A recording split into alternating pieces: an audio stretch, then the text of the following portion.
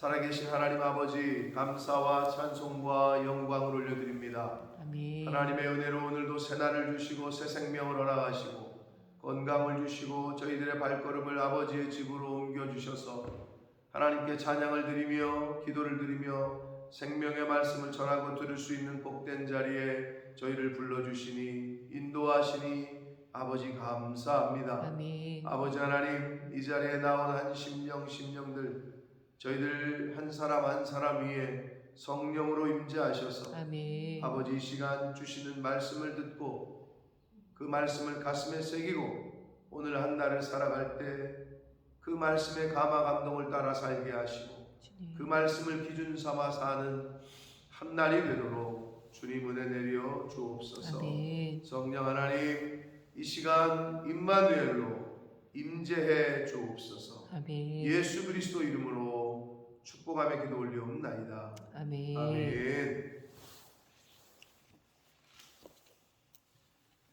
자, 아브라함과 이삭과 야곱 그리고 이제 요셉, 이스라엘이라는 나라의 초대 4대 족장이라고 할 수 있는 그 4명의 이야기가 창세기 12장 이후에 마지막 장까지 기록되어 있습니다.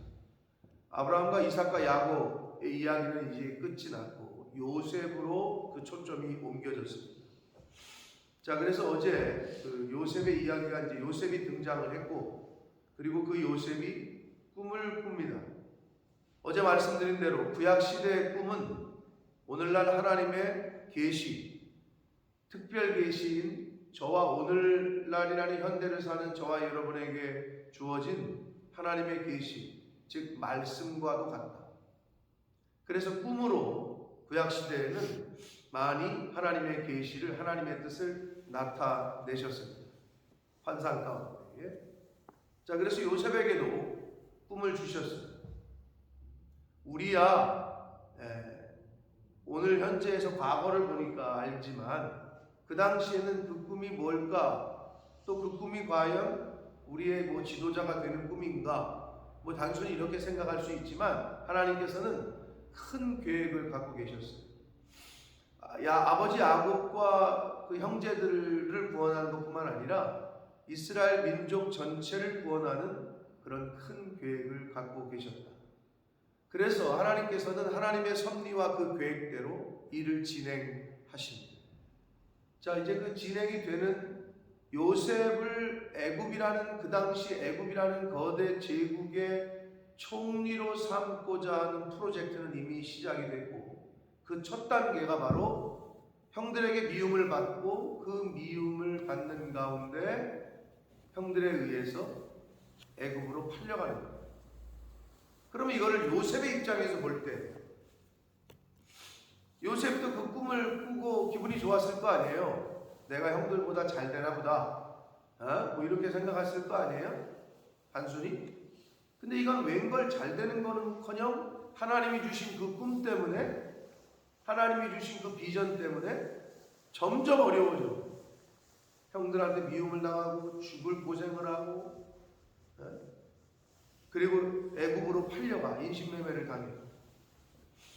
그 과정에서 과연 요셉의 마음이 어땠을까 하는 생각을 좀 해봅니다. 그러면 저와 여러분에게도 갖고 계신 계획이 있겠죠. 잘 몰라 우리가 하나님이 갖고 계신 뜻과 계획과 섭리 가운데 우리가 인생을 지금 하나님의 섭리 안에 살고 있는데 근데 그게 애굽 요셉이라고 봤을 때 그 우리의 인생은 지금 형들에게 팔려가는 건지 아니면 요셉 애굽에 지금 팔려간 건지 아니면 보디발 장군의 아내에게 지금 유혹을 당하는 단계인지 아니면 왕 감옥에 갇히는 단계인지 저와 여러분의 인생 가운데서 그 과정을 거쳐야 된다. 저와 여러분이 갖고 계신 하나님의 섭리와 그 뜻에 도달하기까지 그냥 순탄하게만 가는 게 아니라는 거예요. 그래서 성경은 성도의 고난은 고난이 아니다. 그렇기 때문에 고난당하는 것이 내게 유익이다. 성도의 고난은 하나님께서 쓰시기 위한 연단의 과정이다. 환난을 인내는 연단은 소망을 이룬다. 성경 어디를 봐도 동일한 맥락의 메시지를 주셔요. 그런데 우리가 환난당하고 고난당할 때 어떻게 대응을 하냐고, 우리 믿는 사람들. 이제 그 원리를 알아야 환난당하고 고난당할 때 똑같이 계속해서 하나님 원망하고 하늘의 삿대질하고 교회 원망하고 주의 종을 원망하고 옆 사람을 원망하고 남편과 아내에게 불평하고, 그게 끊어지는 거예요. 그걸 알아야. 이제 그거를 보여주고 있는 거예요. 요셉이라는 한 사람의 샘플을 통해서.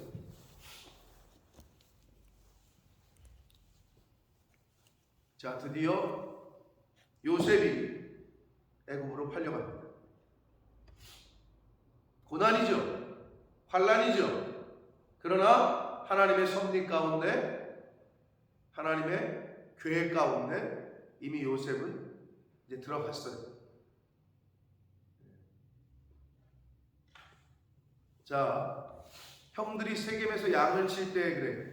세겜에 가서 양을 친다. 헤브론 골짜기는 세겜보다는 양치기가 목초지도 별로 없고 어려워, 양을 치기가. 그러니까 세겜까지 갔어.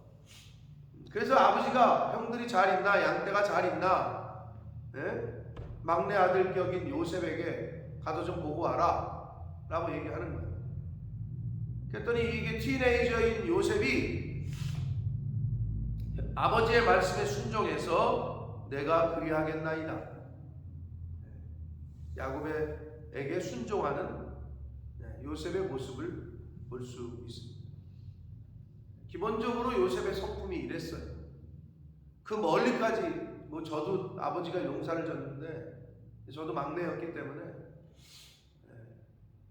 형들보다는 어떻게 보면 일하는 거를 많이 못 도와드렸고 많이 시키지도 않으셨고, 형님들은 안 그런 형님도 있지만 밭에 가서 일을 많이 하셨는데 그게 귀찮고 막 아버지 도와주고 엄마 도와드리는 건데도 그게 귀찮고 싫을 때가 있었어요. 그 먼 길을 지금 도단까지 이제 나중에 이동을 했는데 헤브론 골짜기에서 도단까지는 약 100km예요. 차가 있어 오늘날 몇 날 며칠을 갔어야 된다고. 근데 그걸 순종하고 가는 거예요. 아버지 내가 어떻게 가요? 이런 불평이 아니라 기본적으로 요셉은 이런 자세가 있었다. 내가 그리하겠나이다 라고 순종을 해서 세겜에 갔어. 세겜에 없네. 그러니까 방황을 해. 세겜에 갔는데 없어. 못 찾아. 그러면 돌아오면 되잖아. 아버지 없는데 어떻게 해요? 그런데 이 요셉은 아버지의 명령을 완수하기 위해서 끝까지 노력을 해요. 지나가는 사람 만나서 물어보니 그 사람들이 도단으로 갔다 그러더라. 여기까지 또 가. 이게 참 쉽지 않아요. 맡겨진 일을 완수하려고 애쓰는 요셉의 모습이 보여요. 100km야 100km. 물리적 거리가 100km인데 심리적 거리는 얼마나 더 멀었겠어요. 그 당시에. 오늘날도 100km면은 얼마나 멀어요. 감이 잘 안 오세요? 여기서 M3 타다가 마지막 휴게소가 어디야요, 권사님? 어딘지 아세요? 플리트라고. 거기야. 거기가 딱 105km인가 그래. 거기서부터 딱 이제 거기를 지나치면 이제 100km 남았구나 이렇게 생각하시면 돼. 본모스까지. 그 정도 거리야. 그거를 지금이야 고속도로 그렇지만 산 넘고 물 건너 그 길도 안 좋은 걸 걸어서 갈래니, 그런데도 끝까지 아버지의 명령에 말씀에 순종을 하고 임무를 완수하러 갑니다. 그래서 이제 드디어 형들을 만나요. 멀리서 오는 요셉을 봅니다. 근데 이 형들이 얼마나 마음이 악했던지, 100km를 걸어온 동생을 보면 고생했다고 맞아주지를 못할 망정 저 멀리서 오는 걸 보고 이거 봐라, 저걸 어떻게 죽여버리지? 이 생각을 하고 있단 말이에요. 이게 얼마나 악합니까?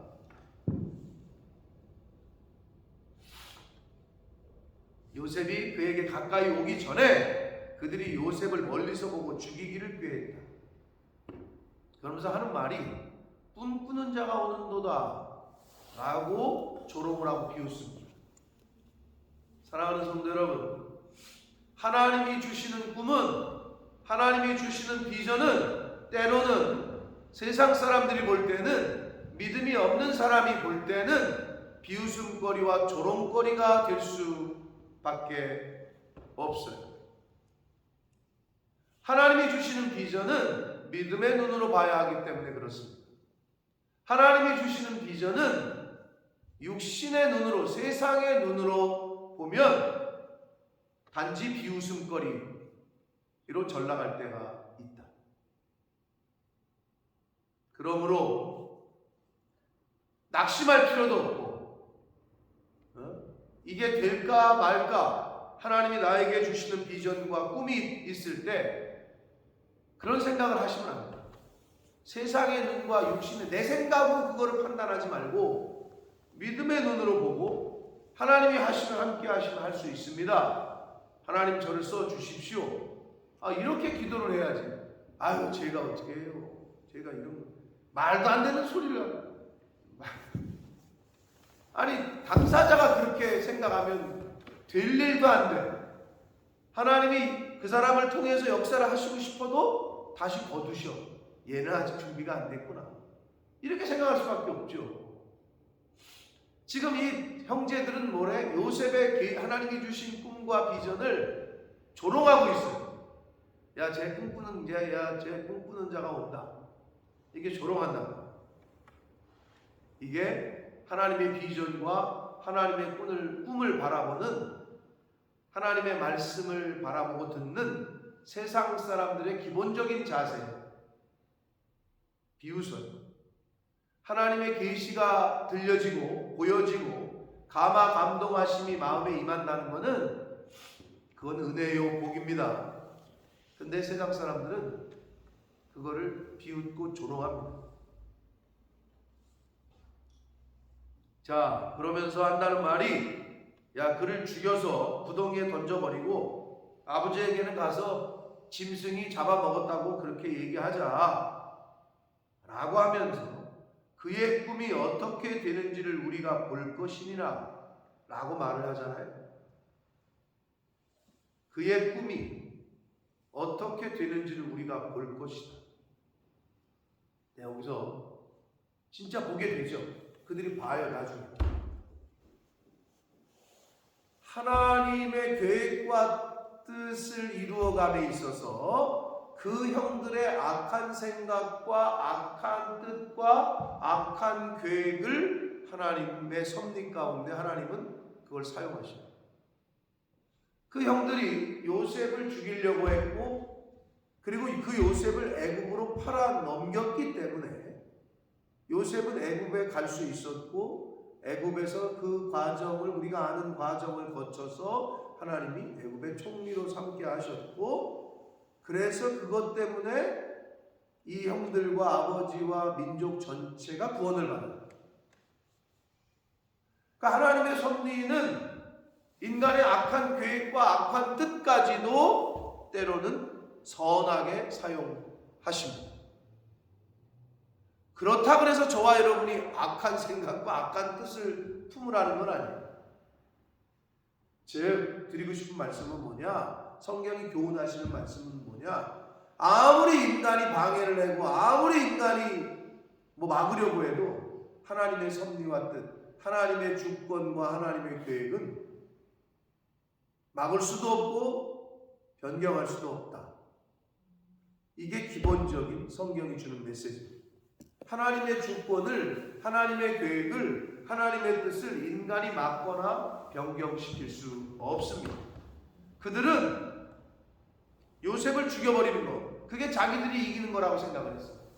그들은 요셉을 팔아 넘기는 거, 그냥 애굽에 민심매매 해버리는 거, 그게 자기들이 승리하는 거고 자기들의 눈앞에서 요셉을 없애버리는 거라고 생각을 했어요. 그러나 결국은 어떻게 됐습니까? 하나님의 뜻이 꺾였어요? 하나님의 계획이 바뀌었어요? 왜 믿는 사람들이 아무리 핍박을 받아도 감사하고 찬양할 수밖에 없느냐? 바로 이런 점 때문에 성도는 하나님께서 끝까지 지키시고 보호하시고 인도하십니다. 아멘. 우리나라도 그렇겠지만 모든 나라가 그렇겠지만 헐리우드 영화도 그렇게 많이 만들고 했지만 실제로도 그런 면이 좀 있어요. 미국이라는 나라는 자국민이 하나가 어떻게 잘못되면 전투기 띄우고 항공모함 띄워가지고 가서 찾아온다니까. 나라가 끝까지 책임을 진다라는 그거를 조금 강조해서 영화도 만들고 실제로도 그렇게 해요. 그리고 또 당연히 그래야 돼요. 책임을 져야죠. 하물며 하나님께서 하나님의 백성들 끝까지 책임지지 않으시겠어요? 성도는 그래서 은혜요 복인 거예요. 하나님께서 끝까지 책임을 지십니다. 아멘. 요셉의 스토리를만 봐도 우리는 너무 잘 알고 있단 말이에요. 근데 지금 요셉이 당하는 입장에서는 모르겠어요. 요셉의 속마음이 성경에 나타나진 않아요. 형들에 의해서 구덩이에 빠졌고 미디안 상인들에 의해서 팔려가고 이것만 나온단 말이에요. 그래서 애굽이라는 나라에서 노예로 살고 그러다가 억울한 누명을 쓰고 감옥에 가고 이 과정. 그런데 요셉이 하나님 마음에 합했기 때문에 그 자리에 간 거지. 중간에 포기하고 그냥 타협하고 그래 사모님과 내가 직급받고 하면은 사모님 때문에 뭐 덕 좀 보겠지 뭐 이런 그러진 않았다는 거예요. 요셉은. 그러니까 끝까지 자기의 지킬 걸 지키고 끝까지 하나님에 대해서 원망과 배신과 돌아섬이 아니라 끝까지 유지를 한 걸로밖에 우리가 볼 수밖에 없어요. 그 믿음과 신앙을. 그랬더니 하나님께서 그 모습을 보시고 한순간에 역전을 시키시고 역전의 하나님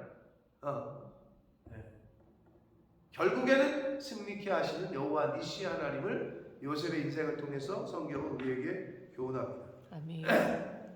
자, 그의 꿈이 어떻게 되는지 우리가 볼 것이니라. 보게 되죠. 진짜로. 그들의 말대로 하나님의 뜻과 하나님의 계획이 그 악한 형들의 계획과 뜻을 이기고 또 오히려 하나님의 뜻을 이루는 도구로 사용되게 됩니다. 자, 그 과정에서 요셉의 장남과 그리고 네 번째 아들인 유다가 개입을 해요. 이게 이제 하나님의 섭리예요. 다 죽이자 그랬으면 아무도 그런 나서진 않았으면 죽였겠죠. 그런데 루벤이 얘기합니다. 야, 피를 흘리지 말자. 그냥 구덩이에 빠뜨리고 그러자. 뭘 어차피 죽을 건데 뭐다라고 네 손에 피를 묻히냐. 그러니까 또 다른 형제들이 끄떡끄떡거리고. 근데 루벤이 장자로서 그래도 아버지의 마음을 좀 헤아리는 게 있었던 것 같아요. 근데 성경에 보니까 루벤이 어디를 갔었나 봐요. 근데 루벤이 떠나고 나서 얘네들이 다시 형제들이 다시 요셉에 대해서 죽이려고 하는 마음이 계속 여론이죠 이게. 그런데 루벤이 떠나고 나서 유다가 이제 거기서 다시 얘기를 해요. 유다. 그러면서 루벤을 대신해서 유다가 리더십을 발휘해서 형제들에게 이르되 우리 동생을 죽이고 그의 피를 덮어둔들 무엇이 유익하겠냐. 26절 27절 자, 그를 이스마엘 사람들에게 팔고 그에게 우리 손을 대지 말자. 그는 우리의 동생이 우리의 혈육이 아니냐. 그랬더니 그의 형제들이 청종했다. 사랑하는 성도 여러분, 성경에는 형제 우애에 대해서 이야기합니다. 성도는 형제 우애, 형제를 사랑하고 형제를 긍휼히 여기고 이게 있어야 돼요. 그게 기본적으로 있어야 돼요. 자, 루벤을 대신해서 유다가 요셉을 구원하는 일에 개입이 돼요. 자, 그래서 루벤도 유다도 하나님의 어떻게 보면은 도구로 쓰였는데, 근데 루벤이 나중에 어떻게 이 아버지의 첩과 못돼 먹은 짓을 하는 바람에 그 권리를 잃어버리고 복을 잃어버려요. 근데 그 다음에 유다 가족이 나오잖아요. 유다가. 그래서 마지막에 야곱이 축복할 때도 유다 너에게서 너의 허리에서 왕들이 나올 것이요. 그대로 그 예언이 하나님이 하신 말씀이니까 그대로 이어져 가지고 유다에서 메시아가 왔잖아요. 이름도 어떻게 보면 그래. 북쪽 이스라엘 남유다라고 불렸단 말이에요. 그러니까 어떻게 보면 이미 창조 때부터 하나님은 유다를 택하셨던 것 같아요. 그렇다고 볼 수밖에 없는 거죠. 그래서 그 장남이 장자의 권리를 상실하자 다음에 유다가 그 권리를, 영적인 장자의 권리를 이어받게 되는 건데, 여기서 유다가 요셉을 살리는 역할에 하나님에게 쓰임을 받습니다. 자, 그리고 이 요셉이 은 20에 8년, 아마 짐작은 하셨겠지만 요셉은 장차 오실 메시아 예수 그리스도에 대한 또 하나의 모형으로 우리에게 지금 교훈을 주고 있는 거예요. 억울하게 누명 썼죠? 네. 은 20에 팔려갔죠? 그 다음에 어디? 또 똑같은 두 분이 어디에요? 로마 군사들이 예수님의 홍포를 벗겼죠? 옷을? 채색 옷을 벗기죠? 조롱하죠? 요셉은 지금 장차 오실 메시아에 대한 한 모형으로서 지금 성경은 우리에게 지금 계속 이야기를 하고 있다. 그리고 그 요셉을 통해서 어떻게? 이스라엘 민족이, 온 민족이 구원을 받죠? 이 메시아를 통해서 구원을 받잖아요. 그러니까 이게 장차 오실 예수 그리스도에 대한, 아버지에게 순종하지요? 예수님, 이 잔을 내게서 옮기시옵소서. 그러나 내 원대로 마시고 아버지의 원대로 되게 해주십시오. 기본적인 이게 다 맞아떨어지고 있는 거예요.